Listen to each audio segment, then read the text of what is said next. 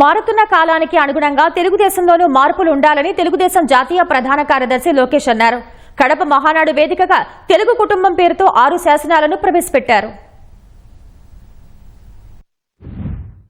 తెలుగు జాతి విశ్వఖ్యాతి. నేడు దేశంలోనే తెలుగుదేశం వల్ల తెలుగు వాళ్లకు ప్రత్యేక గౌరవం గుర్తింపు వచ్చింది. అన్ని రంగాల్లో ప్రపంచంలోనే నంబర్ 1 స్థానంలో తెలుగు జాతి ఉండాలి. అన్ని రంగాల్లో మన తెలుగు వారు ముందు ఉండాలి. ఇది ఎజెండాగా పెట్టుకుని మనందరం పని చేయాల్సిన అవసరం ఉంది.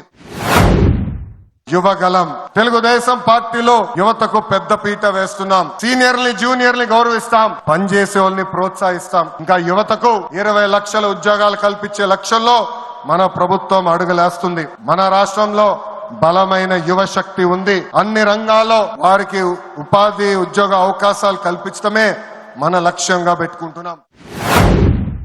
స్త్రీ శక్తి.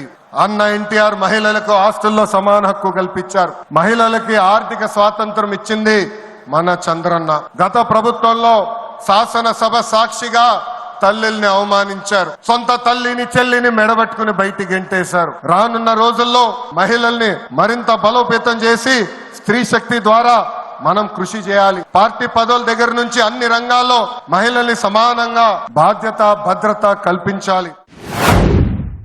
పేదల సేవల్లో సోషల్ రీఇంజనీరింగ్. పేదరికం లేని సమాజం తెలుగుదేశం పార్టీ లక్ష్యం. మన బీసీలకి ఏకంగా స్థానిక సంస్థల ఎన్నికల్లో 33% రిజర్వేషన్ అందించింది తెలుగుదేశం పార్టీ. ప్రస్తుత పరిస్థితుల్లో అన్ని కులాలకు సామాజిక సమన్వయం కూడా అవసరం ఉంది. అన్నదాతకు అండగా. రైతులు లేకపోతే సమాజమే లేదు. ఈ సిద్ధాంతం బలంగా నమ్మే పార్టీ తెలుగుదేశం పార్టీ. వ్యవసాయం కరెక్ట్ గా ప్రమోట్ చేస్తే బంగారం పండించే శక్తి మన రైతుల దగ్గర ఉంది. అందుకే అన్నదాతకు అండగా అనే విధానాన్ని మనం అమలు చేయాలి. కార్యకర్తలే అధినేత.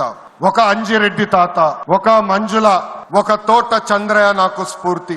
ఈ రోజు మేమందరం ఈ వేదిక మీద నుంచున్నామంటే దానికి కారణం తెలుగుదేశం పార్టీ కార్యకర్త చెమట. ఆనాడు చంద్రబాబు గారు ఒక్క పిలిపిస్తే బాబు షూరిటీ భవిష్యత్ గ్యారంటీ చేశారు. శంకరావం చేయాలి, ప్రతి గడప తొక్కాలంటే మీరందరూ తొక్కారు. అందుకే కార్యకర్తలందరూ చెప్తున్నా, నాయకుల చుట్టూ తిరుగుతాం కాదు, ప్రజల చుట్టూ తిరగండి, మిమ్మల్ని ఎత్తుక్కుంటా వస్తుంది ఈ తెలుగుదేశం పార్టీ. కార్యకర్తలే తెలుగుదేశం పార్టీ బలం బలగం.